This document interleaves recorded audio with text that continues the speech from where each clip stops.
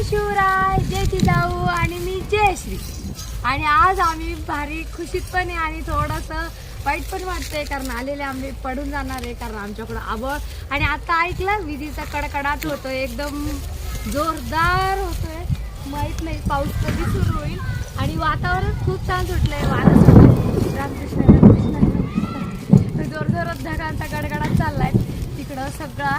पण मला एक सांगायचंय की आता उन्हाळा सुरू झालाय, सगळ्यांना कोल्ड्रिंक्स वगैरे पिऊ वाटतात, पण त्या कोल्ड्रिंक्सपेक्षा आपली ही कोल्ड्रिंक सगळ्यात भारी.